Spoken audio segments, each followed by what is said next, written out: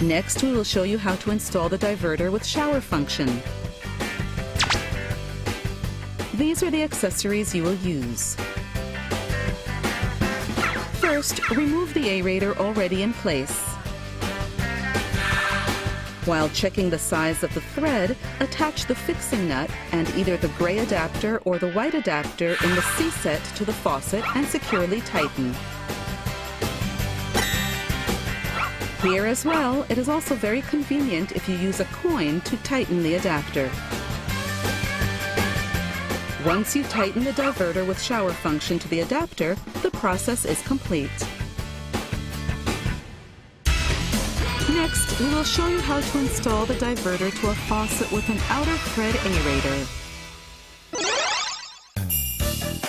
These are the accessories you will use. First, remove the aerator already in place. After checking the size of the thread, attach the fixing nut and tighten either the gray adapter or the white adapter in the B-set to the faucet. Here too, it is also very convenient if you use a coin to tighten the adapter B-set.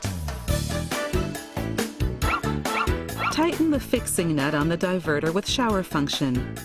The process is now complete. Finally, we will show you how to install a diverter in a faucet with a flared end. These are the accessories you will use. Find the best matching adapter from the A-set, depending on the size of your faucet. First, thread the fixing nut over the faucet. Next, set the appropriately sized adapter onto the head of the faucet. Tighten the fixing nut on the diverter with shower function. The installation is now complete.